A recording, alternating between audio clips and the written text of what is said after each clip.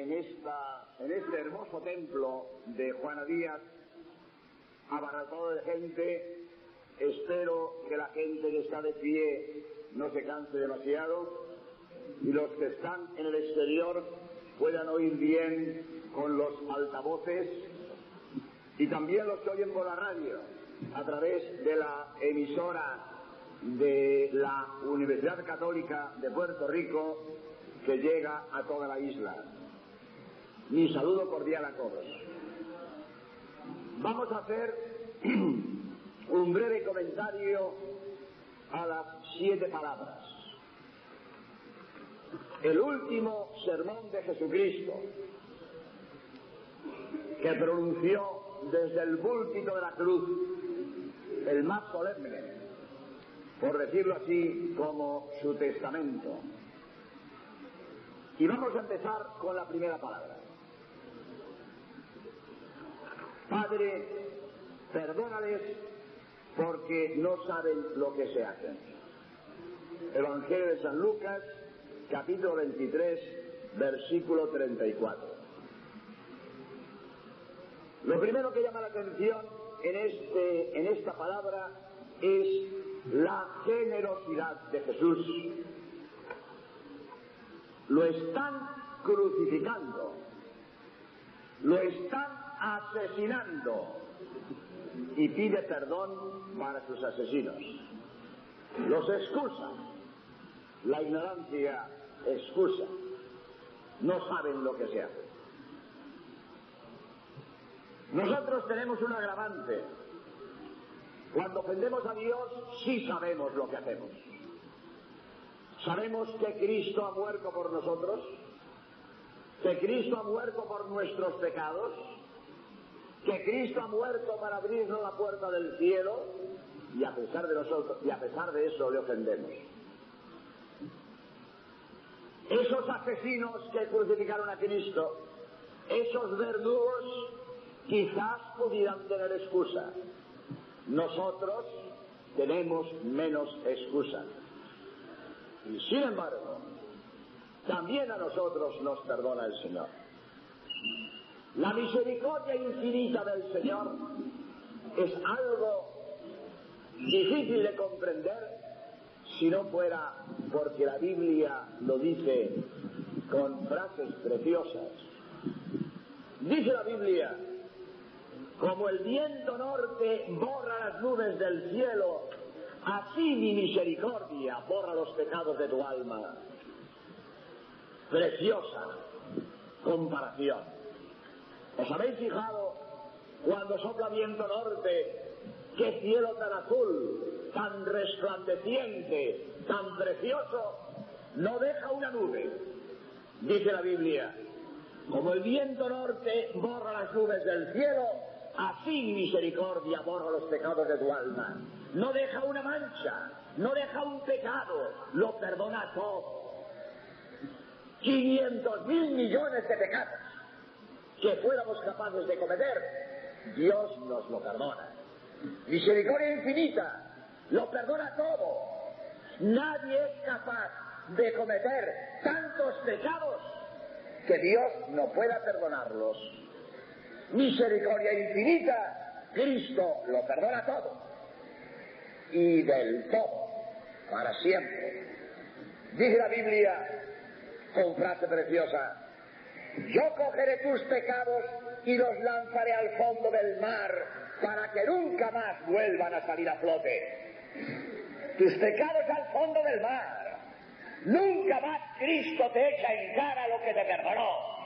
Cristo perdona del todo, para siempre, tus pecados al fondo del mar, y nunca más volverán a salir a flote. A veces hay personas que no acaban de saber que Dios perdona del todo y siguen dándole vueltas a sus viejos pecados como si no hubieran estado perdonados.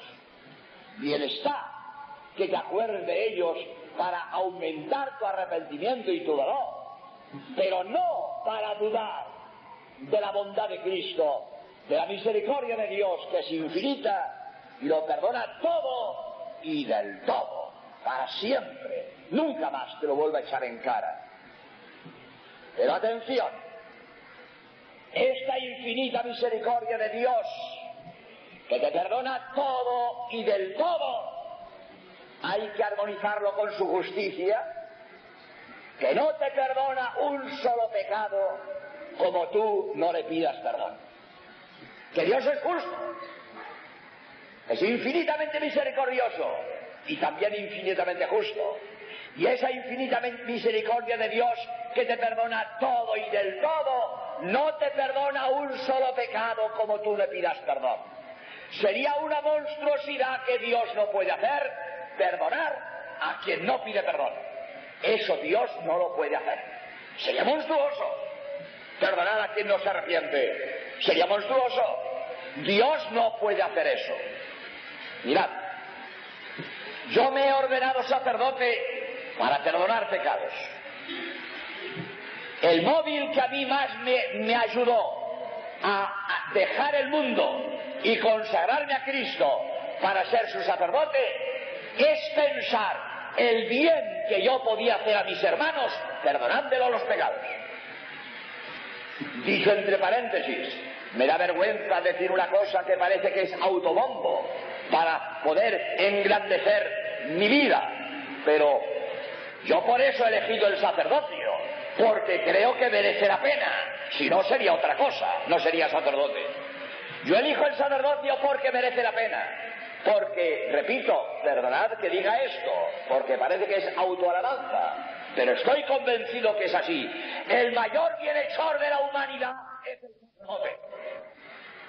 Nadie en el mundo puede dar a la humanidad lo que le da el sacerdote. La gloria de Dios, la gloria eterna, la salvación eterna, eso no lo da nadie. El médico te da la salud, te retrasa la hora de morir, pero no te priva de morir. Si no mueres hoy, morirás la semana que viene, el año que viene o dentro de 50 años. Y el arquitecto te hace la casa donde vives, y el ingeniero el coche, el carro, que decís aquí, para trasladarte de un sitio a otro. Pero lo que te da el sacerdote no te lo da nadie. El sacerdote te perdona los pecados y te da derecho a salvación eterna. Eso no te lo da nadie, más que el sacerdote. Por eso yo considero que no hay en el mundo mayor bienhechor de la humanidad que el sacerdote. Nadie. Pues yo, que me he hecho sacerdote para perdonar pecados, porque estoy convencido que el mayor servicio que hago a mis hermanos es perdonarles sus pecados. Yo no puedo perdonar a quien no viene arrepentido. Y viene a mí a confesarse una persona que tiene un odio, que tiene un deseo de venganza, que está planeando cómo vengarse del que le ha hecho daño, y como no se arrepienta y prometa no vengarse, yo no puedo perdonarle. Y me he hecho sacerdote para perdonarle. Yo estoy deseando perdonarle, pero para que yo perdone, en nombre de Dios, es indispensable que el otro se arrepienta y pida perdón. Y como no pida perdón, no hay nadie en el mundo que le perdone, ni Dios. Sería una monstruosidad que Dios no puede hacer, perdonar a quien no pide perdón. Por lo tanto, misericordia infinita de Dios que perdona todo y del todo. Pero justicia infinita de Dios que para perdonarme exige que yo le pida perdón y me arrepienta. Por eso, seamos sinceros, seamos humildes y pidamos a Dios perdón de nuestros pecados, porque si le pedimos perdón, Él ciertamente nos perdona.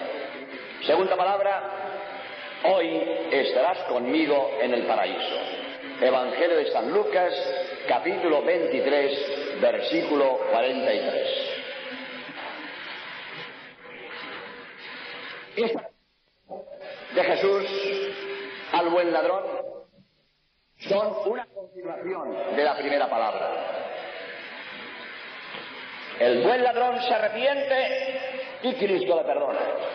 Al instante, hoy estarás conmigo en el paraíso. Hoy, al instante, Cristo le perdona por su infinita misericordia.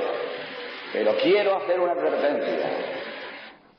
Cristo perdona al buen ladrón porque Él le pide perdón. ¿Qué lección para nosotros?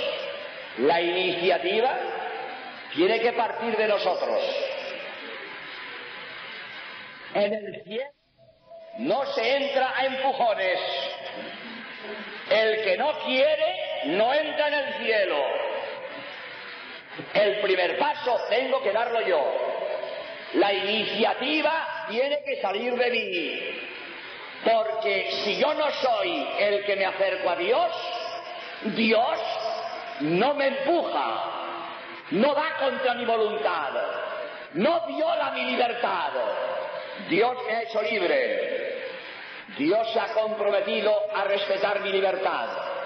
Dios me pone en la tierra 20 años, 50 años, 100 años y me da una libertad para que yo use bien de mi libertad. Si yo uso bien de mi libertad, Dios me da la gloria eterna. Y si uso mal, infierno eterno. Pero mi libertad, Dios no la toca, la respeta. Es su plan. Dios no me fuerza. Dios no me fuerza.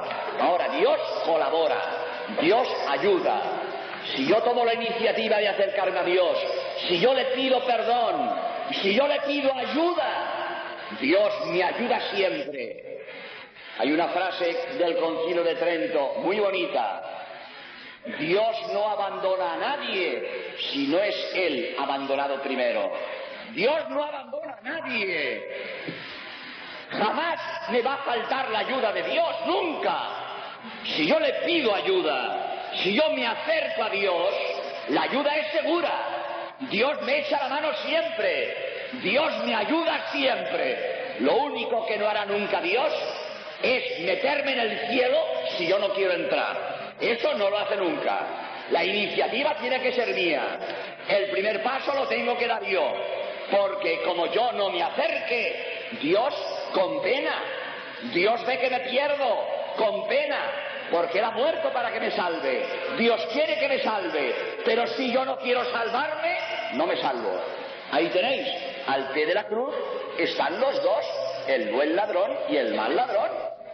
¿Y por qué el buen ladrón recibe perdón y el mal ladrón no? Porque el buen ladrón pide perdón y el mal ladrón muere blasfemando. Y los dos están al lado de Cristo y los dos están en el momento supremo de la redención. ¿Y por qué uno sale perdonado y el otro no? Porque uno toma la iniciativa, pide perdón a Dios y Dios le perdona. Dios nunca niega el perdón a quien se lo pide. Pero si no se lo pedimos, es inútil que pretendamos salvarnos. Por eso, no nos olvidemos nunca, Dios siempre está esperando mi colaboración. Para todo, lo mismo para lo grande que para lo pequeño, lo mismo para salvar mi alma que para cualquier obra de la vida. Una frase que no es mía, pero la oí una vez, me gustó muchísimo y la repito siempre que tengo ocasión. Dios hace casi todo, pero quiere que tú pongas el casi nada. Si tú pones el casi nada, Él pone el casi todo, pero Él no pondrá su casi todo si tú no pones tu casi nada. Precioso. Para todo necesitamos la colaboración de Dios. Para todo. Para todo. Y esta colaboración nuestra es ínfima, pequeñita, insignificante. Y junto a nuestra pequeña colaboración, Dios pone casi todo. Pero Dios no pone el casi todo si yo no pongo nada.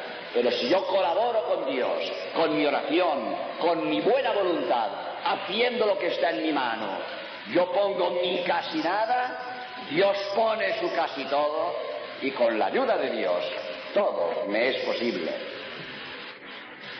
Tercera palabra. He aquí a tu madre. Evangelio de San Juan, capítulo 19, versículo 26. He aquí a tu madre. La Virgen Santísima, que Cristo nos da como nuestra madre. Es nuestra madre. Cristo nos la dejó en su testamento. María es nuestra madre. ¿Cómo un hijo no va a amar a su madre? ¿Cómo un hijo no va a querer a su madre? ¿Cómo un hijo no va a indignarse cuando ve ofendida a su madre? ¿Por qué digo esto? Porque ayer venía yo por la autopista en el coche, en el carro, como decís aquí, conectamos la radio, yo oigo a un señor de una emisora, no sé si se llama Radio Revelación, diciendo que la Virgen es Satanás. ¿Será posible? ¿Será posible? Pero este señor, y después mucho, alabado sea Jesucristo, alabado sea Jesucristo. Oiga, pero ¿cómo Jesucristo va a aceptar sus palabras si usted ya llama a su madre que es el demonio? ¿Pero usted cómo piensa que a Jesucristo le puede escuchar a usted de buena gana si está diciendo que su madre es el demonio? Y después dice, quien quiera que yo le ayude con mi oración, que me llame por teléfono. Oiga, pero usted se cree que yo me voy a fiar de su oración.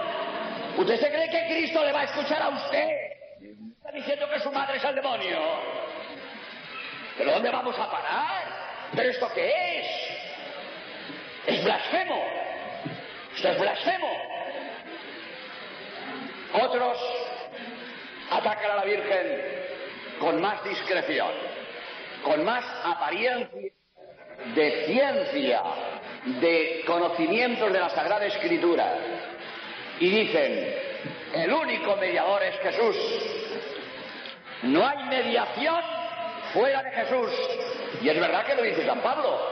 Es verdad que lo dice San Pablo. Pero no desorbitemos las cosas.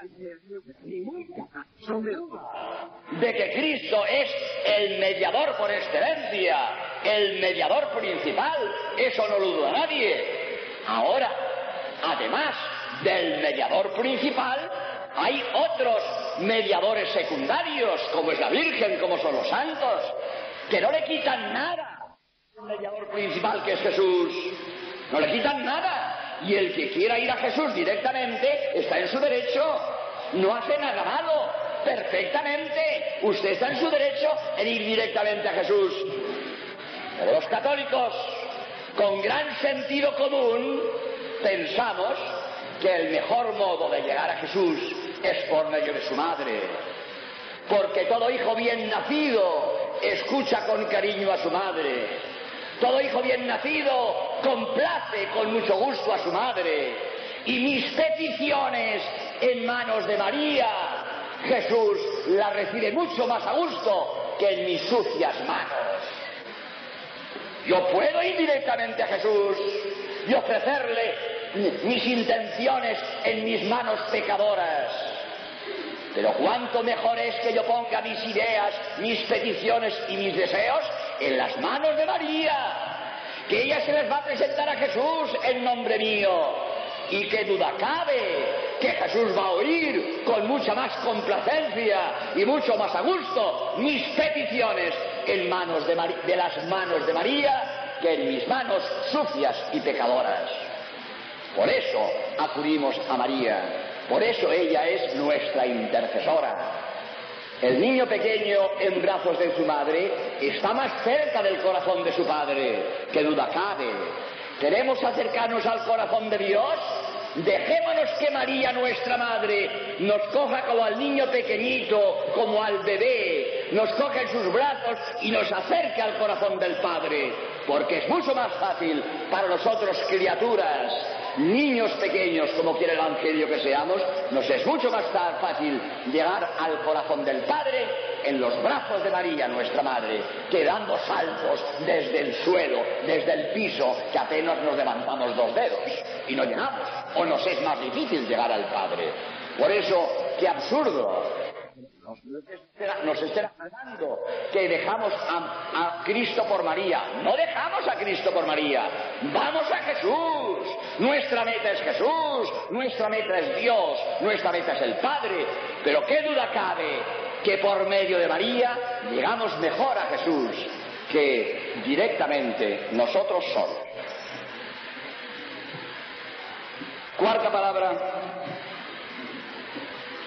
Dios mío, ¿por qué me has abandonado?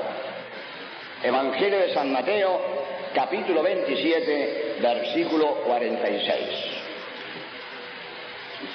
Cristo en la cruz estaba rezando el Salmo 21 y esta frase del Salmo 21 la dijo en voz alta: Dios mío, ¿por qué me has abandonado?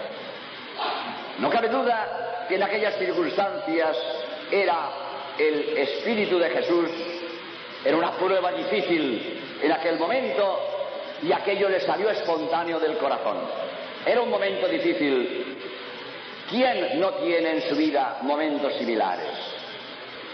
A lo largo de la vida todos tenemos momentos difíciles, donde parece que el sol se oscurece, todo se vuelve tinieblas, nos parece que Dios nos abandona, estamos cerca de la desesperación, no le vemos salir al problema. Podemos estar en circunstancias así. Hemos de saber, primero, que Cristo también pasó por algo similar. En Getsemaní, cuando el sudor de sangre, en aquel momento que dice el Evangelio, que temblaba, aquello era tremendo, espeluznante para el pobre Jesús, que ante lo que se le venía encima, de pavor, sudó sangre. Después en la cruz, cuando le sale espontáneo del corazón esa frase del Salmo 21, Dios mío, ¿por qué me has abandonado? Pues cuando estemos nosotros en situaciones similares, primero, no nos olvidemos que las nubes pasan y aunque ahora oscurezcan al sol, el sol termina por volver a salir. Eso que no nos olvidemos, que no pasa nada, es transitorio, todo pasará. El momento nos parece difícil, de momento parece que no puedo más, que me ahogo, que me hundo, que yo no puedo resistir la cruz que Dios me pone encima. Esto nos pasa siempre. Dios nos pone una cruz y nos parece demasiado. ¿Y yo por qué tengo que sufrir esto? ¿Y por qué esto me toca a mí? ¿Y por qué yo tengo que pasar por esto? ¿Y qué he hecho yo para que Dios me castigue? Muchas veces no es castigo de Dios, es la vida que tiene dolor, la vida tiene sufrimiento, que Dios lo ha hecho así. Es que no sé por qué nos hemos creído que el sufrimiento es un mal. ¿Quién ha dicho que el sufrir sea un mal? ¿Quién ha dicho esto? Si el sufrir fuera malo, Cristo no hubiera sufrido. Si el sufrir fuera malo, Cristo no hubiera hecho sufrir a su madre. Cuando Cristo sufre, es porque el sufrimiento tiene cosas buenas. Que no lo entendemos. Bueno, es que tenemos una cabecita muy pequeña y nos cuesta trabajo entender a Dios. Pero el que yo no entienda el dolor, el que para mí el supremo de los valores sea no sufrir, esto no significa que sea verdad. Cuando Cristo ha puesto dolor en el mundo, es bueno sufrir en el mundo. Es bueno sufrir. ¿Por qué? Porque el sufrimiento nos merece una gloria eterna.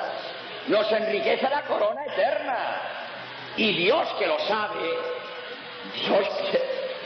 Dios no quita el sufrimiento.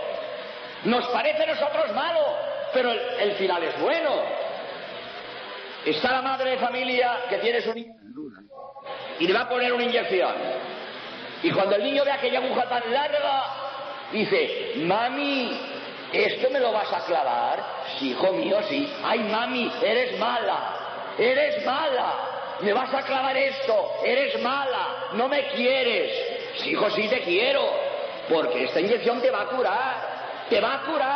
Ay, no me quieres, me vas a pinchar, no me quieres. Pobrecito niño pequeño, el bebé no comprende que la inyección es buena. Veo una aguja muy larga que se la van a clavar, pues se muere de miedo y no sabe que es para su bien. Pues si el niño tiene que fiarse de su madre, ¿no nos vamos a fiar de Dios? Cuando Dios me manda el dolor, cuando Dios me manda el sufrimiento, es para mi bien. Que yo no lo entiendo, ¿de acuerdo? Genial, ¿cómo lo voy a entender? Pero lo que no puedes dudar de que si Dios me hace sufrir es para mi bien. Dios es mi Padre y Dios no quiere nada malo para mí. Dios quiere mi bien. Si Dios me hace sufrir es porque es bueno para mí el sufrir. No podemos dudar de esto. Por lo tanto, mucha fe y mucha esperanza.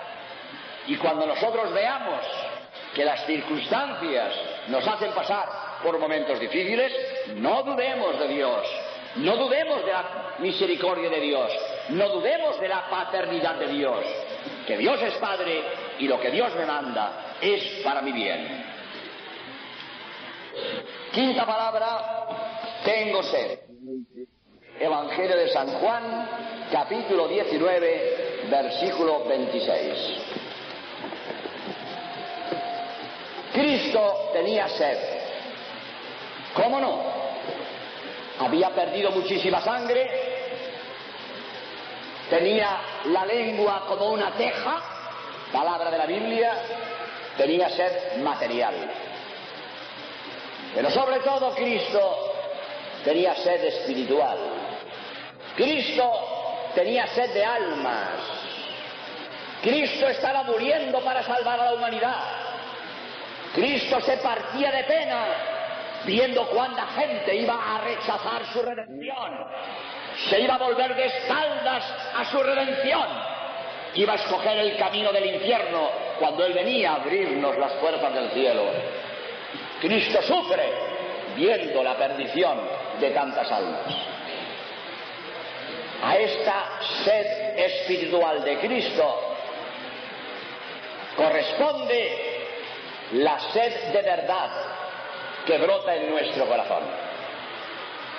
Todos tenemos sed de verdad, todos ansiamos la verdad. Nadie quiere vivir en el error, nadie quiere vivir en la mentira, todos buscamos la verdad. Pues aquí en Puerto Rico tenéis un problema serio para saber dónde está la verdad. Estáis inundados de más de 100 iglesias protestantes que disponen de muchísimo dinero que les viene de Estados Unidos, que invaden la televisión y la radio. He hecho una alusión a esa radio Renovación, que es muy potente y se oye en toda la isla. Ves cómo pululan las sectas protestantes por todas partes. Y puede ser que algún católico le entre la duda. Bueno, ¿y por qué la Iglesia Católica es la verdadera? ¿Y cómo sé yo que todas estas religiones son falsas? ¿Y cómo sé yo que estas iglesias protestantes, donde a veces, honradamente lo digo, hay protestantes excelentes personas? Yo no lo dudo, yo no lo dudo. Hay protestantes de buena fe. El otro día oí en televisión, pues una señora protestante, no sé si era pentecostal o no sé qué era, el espacio, no sé, salen tantísimas iglesias y nombres que yo no he oído en mi vida, os lo digo sinceramente. Aquí estoy yo, me estoy enterando de iglesias protestantes que yo no había oído en mi vida. No sé si son exclusivas de Puerto Rico o que son grupos tan pequeñitos que luego yo en mi vida había oído esto.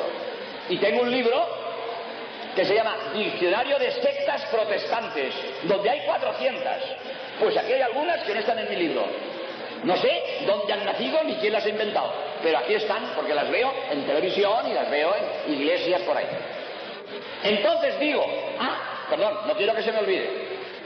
Yo oigo hablar a una señora protestante, no sé si era pentecostal, no sé qué, en la televisión, y me... que hablando de Cristo, de su fe en Cristo, de que Cristo es el Salvador, fenomenal, muy bien, estupendo, todo lo que dijo era bueno, yo lo hubiera afirmado todo lo que decía, pero el que esta señora sea buena, el que su fe en Jesucristo sea buena, y el que esté muy bien todo lo que dice, no convierte en verdadera su iglesia. Esta señora está equivocada. No está en la iglesia fundada por Cristo, está en una iglesia fundada por un hombre, no en la de Cristo. Que ella es muy buena, no lo dudo. Que tiene mucha fe, no lo dudo. Pero el que ella sea buena no convierte en verdadera su iglesia. Porque esa iglesia, la que sea, no está fundada por Cristo. Porque la única iglesia del mundo fundada por Cristo es la católica. La única. Y todas las demás iglesias son fundadas por hombres, no por Cristo. Y si no, que estudien. Que estudien. A ver quién fundó su iglesia.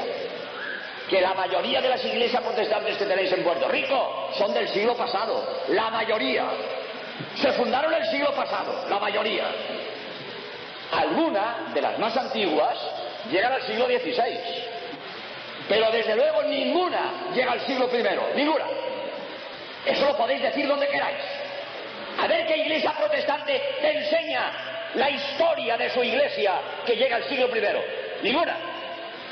La única iglesia que llega al siglo I es la católica. Que Cristo la funda en Pedro. Y el Papa de Roma, legítimo sucesor de San Pedro. Y nadie en el mundo, ni lo pretende, puede decir que es discípulo legítimo sucesor de Pedro. Nadie. El Papa de Roma sí. Juan Pablo II, el 265, legítimo sucesor de San Pedro. La historia. Hay una continuidad de San Pedro a Juan Pablo II. Estamos en la misma iglesia de Cristo, la que Cristo funda en Pedro. Y todas las demás son ramas que se han ido desgajando de la iglesia. Unas recientes, como acabo de decir, del siglo pasado. Otras llegan al siglo XVI. Y vienen de Lutero. Pero Lutero era católico. Lutero era sacerdote. Lutero era religioso. Se pelea con el Papa y funda su iglesia independiente. Se equivocó. Se equivocó. Porque un buen hijo no se va de casa pegando un portazo. Y fijaros lo que digo. En tiempos de Lutero, la iglesia tenía defectos. Como tiene defectos la iglesia de hoy, y como tendrá defectos la iglesia de mañana. La iglesia católica, lo que tiene de divino es perfecto. Pero lo que tiene de humano está lleno de defectos. Los hombres somos limitados, nos equivocamos, incluso podemos ser pecadores. Aunque seamos católicos, podemos ser pecadores. Pero habrá católicos indeseables y habrá protestantes excelentes personas. Pero la iglesia católica la fundó Jesucristo y todas las protestantes han sido fundadas por hombres. Y Lutero, si veía defectos en la iglesia, que con su virtud hubiera reformado la iglesia, como tantos santos reformadores que reformaron la iglesia de los defectos de su tiempo. Pero romper con la iglesia y fundar su iglesia independiente fue una equivocación. Y eso no lo hace un buen hijo con su madre. Si ve defectos en su madre, con cariño, que la corrija. Pero no se va de casa pegando un portazo. Y todas las iglesias protestantes del mundo vienen del siglo XVI. Ninguna llega al siglo I. Aunque en el siglo I hubo herejías. Maniqueos, priscilianos, valdentes, novacianos, qué sé yo, monofisitas, montones de herejías. No tienen nada que ver con el protestantismo de hoy. No tienen unidad de doctrina, no tienen unidad de gobierno, no han formado una comunidad en el tiempo. Los protestantes, los más antiguos, vienen del siglo I, vienen del siglo XVI, y nosotros llegamos al siglo I. Por tanto, que quede claro, estamos en la iglesia de Cristo, y los protestantes en iglesias fundadas por hombres. Y voy a terminar este punto con una idea que no todo el mundo la sabe, pero que es muy bonita y muy confirma nuestra fe en la Iglesia Católica. No todo el mundo lo sabe. Los arqueólogos han identificado la tumba de Pedro y los huesos de Pedro.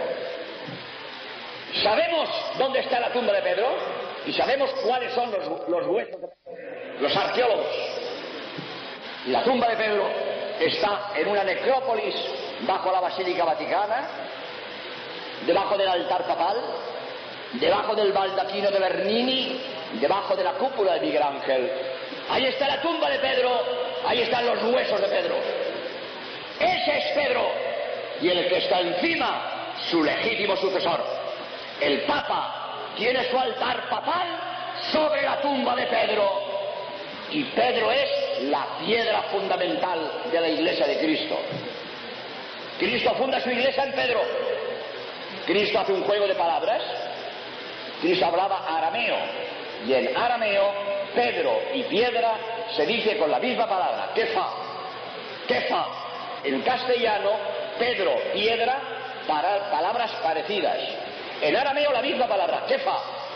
Y dice Cristo, tú eres kefa, y sobre esta kefa edificaré mi iglesia.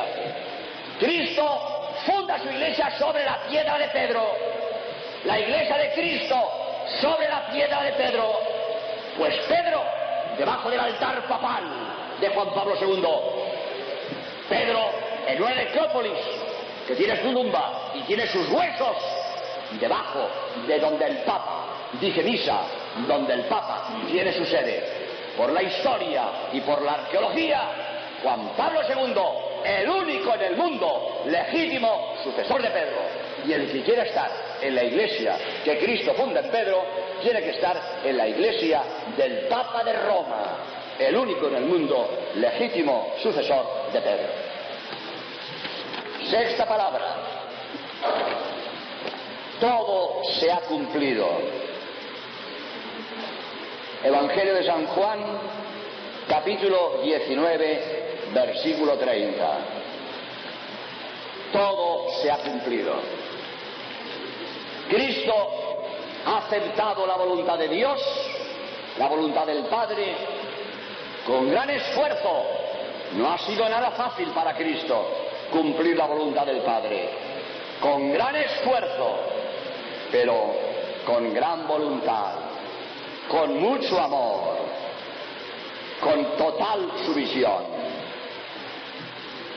Hablaba antes de cómo hay momentos en la vida que todo se ve negro, tentados de la desesperación. ¿Por qué nos unimos a Cristo? ¿Por qué no nos acercamos a Cristo para que nos ayude? Para que nos ayude a cumplir la voluntad de Dios, que nos parece dura, que nos parece difícil, pero sí es lo mejor para nosotros. Pero nosotros creemos que Dios, en su infinita misericordia y amor, nos va a poner sobre nuestros hombros una cruz que no podamos llevar. Esto sería blasfemo. Dios nunca te pide lo que no puedes. Lo dice el Evangelio, lo dice San Pablo. Dios no tienta a nadie más allá de sus fuerzas. Dios no te pone sobre tus hombros lo que tú no puedas llevar, si es tu Padre. Que Dios te pone una cruz que te cuesta trabajo. No te preocupes, pídele ayuda y Él te ayudará. Dice el Concilio de Trento, citando a San Agustín, Dios no manda imposibles. Dios quiere que hagas lo que puedas, le pidas lo que no puedas y Él te ayudará para que puedas. Pero no te achiques, no te asustes, no te amilanes. No, que te cuesta trabajo tu cruz. Pídele a Dios, que Dios no pide imposibles. Repito la frase de San Agustín que toma el Concilio de Trento, que Dios no te pide imposibles.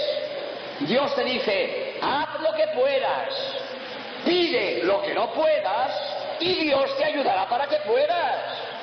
Pero no te amilanes, no te preocupes, no te achiques, no te asustes. Adelante, adelante, que con la ayuda de Dios todo lo puedo. Dice San Pablo, todo lo puedo con aquel que me conforta, con aquel que me ayuda. Como dicen los cursillistas de cristiandad, Dios y yo, mayoría aplastante. Si yo me uno a Dios, si yo me cojo del brazo de Dios, ¿pero quién puede conmigo? ¿Es que el demonio puede más que Dios? ¿Es que vamos a creer que el demonio puede a Dios? Si yo me uno a Cristo, el demonio no tiene nada que hacer. No hay prueba en el mundo, no hay dificultad en el mundo que yo no pueda superar si me uno a Dios. si hago mía la omnipotencia de Dios, porque me alío con Él. Y voy a terminar esta breve palabra con una anécdota que no sé de quién es, pero tiene mucha gracia. Un señor, es anécdota, es el cuento chino, no tiene nada que ver con la realidad. Uno, pues que no le gustaba la cruz que Dios le había puesto y fue a la tienda de cruces a cambiarla por otra. Y llega a la tienda de cruces y había pues de todos los tamaños, de todos los colores, y dice, oiga, vengo a cambiar mi cruz. A ver, deme usted aquella. Y el otro se la cambia. ¿Sabe con la... Y a lo paso, yo con esto no puedo. Oiga, no, esta no quiero. A ver, me da usted aquella otra, traiga usted. ¿Sabe otra? A lo paso, yo con esto no vuelve. Y después de probar 4 o 5, dice, oiga, deme la mía, que con ella me iba mejor. Pues claro. Dios te pone la tuya, la que necesitas, la que puedes llevar. Y no andes buscando otras cosas. Que Dios te ayudará a llevar la cruz que pones sobre tus hombros. Quizá última palabra, en tus manos, Señor, encomiendo mi espíritu. San Lucas, capítulo 23, versículo 46. Qué preciosas palabras las de Cristo al morir. Padre, en tus manos encomiendo mi espíritu. Ojalá podamos nosotros decir lo mismo en la hora de la muerte. ¡Qué alegría! La suprema de las alegrías, si en la hora de la muerte podemos decir con verdad, Padre, en tus manos encomiendo mi espíritu. Pero para que esto sea verdad, tienes que morir en gracia de Dios. Y para morir en gracia de Dios, como os dije antes, tienes que pedir perdón. Si tienes a tu lado un sacerdote que te perdone, enhorabuena, eres un afortunado. Pero si no tienes sacerdote que te perdone, pide tú perdón a Dios haciendo un breve acto de contrición. Dile, Dios mío, perdóname. Dile, Dios mío, perdóname. Repítele, Dios mío, perdóname. Porque si pides perdón, Dios te perdona. Y si pides perdón con un acto de contrición, si te arrepientes por amor a Dios, Dios te perdona. Si sales del trance, te queda la obligación de confesarte cuando puedas. Pero si mueres en ese momento y has pedido perdón a Dios, Dios te perdona. Dios no niega a nadie su perdón al que le pide perdón. Pide perdón a Dios. Con un sacerdote si lo tienes al lado, con el acto de contrición largo si tienes tiempo de decirlo, y si no, con este breve acto de contrición, Dios mío, perdóname, Dios mío, perdóname, Dios mío, perdóname, porque la expresión Dios mío es un acto, Dios mío, perdóname, es un acto de contrición, porque la expresión Dios mío es un acto de amor. Es una frase tan bonita, ¡ay Dios mío esto, Dios mío lo otro, Dios mío, es un acto de amor. El posesivo mío es amoroso. Cuando una madre le dice a su niño, vida mía, tesoro mío, cielo mío, decimos, ¿cómo lo quiere? ¿Por qué lo quiere? Porque dice cielo mío, porque dice tesoro mío, porque dice vida mía. ¿Y dónde está el amor? En el mío. Dios mío es una frase amorosa. Cada vez que yo digo Dios mío, es decirle, Señor, te quiero con toda mi alma. Es un acto de amor. Yo digo Dios mío, perdóname, le pido perdón porque le quiero. Y pedir perdón a Dios por amor es un acto de contrición.